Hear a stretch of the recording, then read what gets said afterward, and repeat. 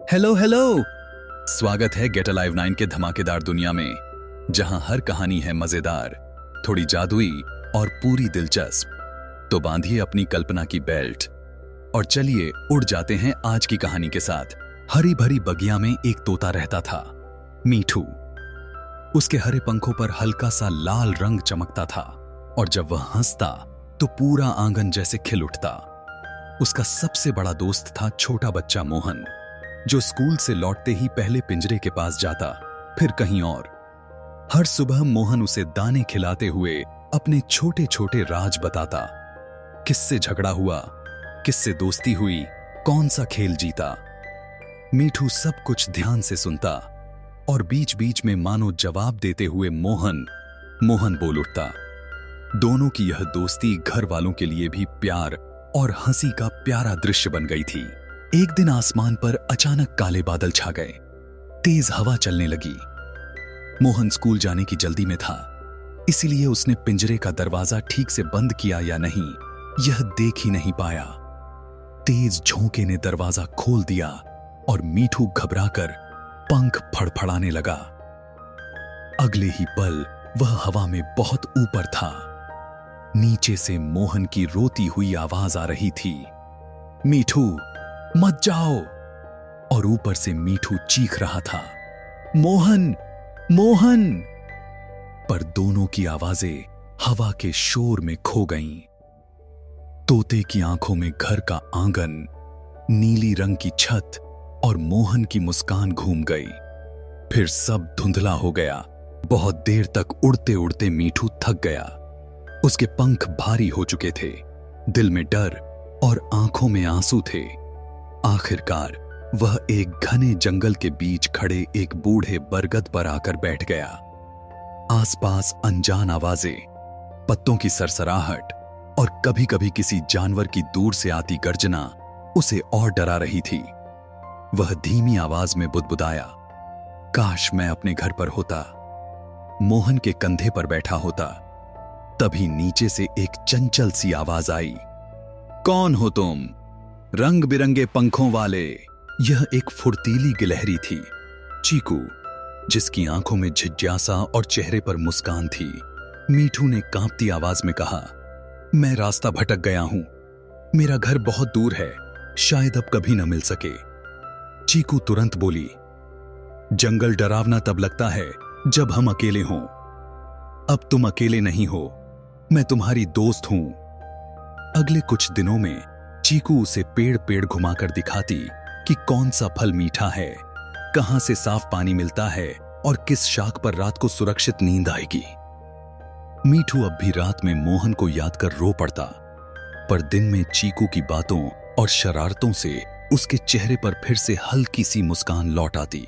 एक दिन उन्हें झाड़ियों के पास कराहने की आवाज सुनाई दी। उन्होंने देखा कि एक कबूतर घायल होकर गिरा पड़ा है, उसका पंख जख्मी था। चीकू ने फौरन सूखे पत्ते और नरम घास बटोरी और मीठू ने अपनी चोंच से उसके पंख से लगी टहनी को हटाया। कबूतर का नाम था गुब्बू। कुछ दिनों की देखभाल के बाद जब गुब्बू उड़ने लायक हुआ तो उसने कृतज्ञ होकर कहा, तुम दोनों ने मेरी जान बचाई है। मैं आसमान से दूर दूर तक उड़ता हूं, शायद तुम्हारे घर का रास्ता बता सकूं। मीठू की आंखों में पहली बार उम्मीद की चमक जागी। तीनों ने साथ यात्रा पर निकलने का निश्चय किया। योजना यह बनी कि गुब्बू ऊंचा उड़कर दूर तक देखेगा, मीठू उसके पीछे पीछे चलेगा और चीकू पेड़ों की शाखों, झाड़ियों और जमीन के रास्तों से उनका साथ देगी। जंगल से बाहर निकलना आसान नहीं था, पर तीनों के दिल में हिम्मत थी। रास्ते में कभी अचानक बारिश आ जाती तो कभी तेज हवा उन्हें पीछे धकेल देती। एक रात तेज तूफान में पेड़ हिल रहे थे, बिजली चमक रही थी। मीठू कांपते हुए बोला, शायद यह संकेत है कि मुझे लौटना ही नहीं चाहिए। चीकू ने उसके पंख पर हल्का सा हाथ रखा और बोली, डर लगे तो दोस्त का कंधा याद रखना। सच्चा घर सिर्फ दीवारों और छत से नहीं बनता, उन दिलों से बनता है जो हमें कभी अकेला नहीं छोड़ते। गुब्बू ने भी कहा, जब तुमने मेरे मुश्किल समय में साथ दिया तो क्या मैं तुम्हें आधे रास्ते छोड़ दूंगा? इन बातों ने मीठू के अंदर नई ताकत भर दी। अब वह हर मुश्किल मोड़ पर खुद को कमजोर नहीं, बल्कि अपने दोस्तों के साथ मजबूत महसूस करने लगा। सफर के दौरान वे कई और जानवरों से मिले। कहीं हिरन ने उन्हें सुरक्षित पगडंडी दिखाई, तो कहीं बंदरों ने पेड़ों के बीच का तेज रास्ता बता दिया। हर नई मदद मीठू को यह समझा रही थी कि दुनिया में अच्छे दिल वाले अजनबी भी परिवार बन सकते हैं। कई दिनों के बाद एक सुबह गुब्बू ऊंचाई से लौटकर उत्साहित सा बोला, दूर मुझे बहुत सा धुआं, ऊंची ऊंची इमारतें और नीली नीली छतों वाला शहर दिखा है। मीठू के दिल की धड़कन तेज हो गई, क्योंकि उसके घर की छत भी नीली थी। जब वे शहर के पास पहुंचे तो मीठू की आंखें हर घर की छत, हर आंगन, हर पेड़ को टटोलती फिर रही थीं। अचानक उसे एक छोटा सा आंगन दिखा, जिसमें वही पुराना अमरूद का पेड़ था और पास ही नीली छत वाला घर। उसके गले से खुद ब खुद आवाज निकली, वही है, यही मेरा घर है। वह पूरी ताकत से नीचे की ओर उड़ने लगा। आंगन में उस समय मोहन चुपचाप पिंजरे के पास बैठा था, जो अब खाली और उदास लग रहा था। जैसे ही उसने ऊपर से आती परिचित आवाज, सजित आवाज, मोहन, मोहन, सुनी, वह चौंक कर उठा। मीठू! मोहन चीखते हुए दौड़ा और अपने दोनों हाथ फैलाकर खड़ा हो गया। मीठू आकर सीधे उसके कंधे पर उतर पड़ा और अपना सिर मोहन के गाल से सटा लिया। मोहन की आंखों से आंसू रुक नहीं रहे थे, पर इस बार ये खुशी के आंसू थे। उसके माता पिता भी बाहर आ गए। सबके चेहरे पर विश्वास से भरी मुस्कान थी, जैसे उनका कोई खोया हुआ सदस्य वापस लौट आया हो। पेड़ की ऊंची डाली पर बैठकर चीकू और गुब्बू यह दृश्य देख रहे थे।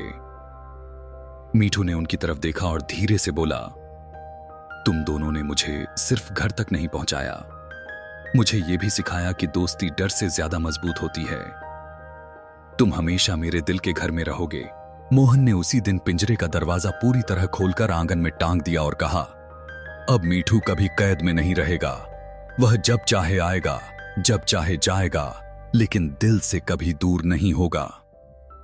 मीठू अब अक्सर आंगन से उड़कर आसमान की ओर जाता, कुछ देर बाद लौटकर पेड़ की डाली पर बैठता और अपने दोस्तों को याद करते हुए धीरे धीरे गुनगुनाता, सच्चा दोस्त वही जो मुश्किल राह में रोशनी बन जाए। इस तरह खोए हुए तोते की घर वापसी की यह यात्रा उसे सिर्फ अपने पुराने घर तक नहीं, बल्कि नई दोस्ती, साहस और भरोसे की ओर भी लेकर आई। आज की वीडियो बस यहीं तक थी, लेकिन ज्ञान, हंसी और जिज्ञासा कभी खत्म नहीं होती। तो चलते हैं एक नई खोज की ओर, एक नई सोच की ओर।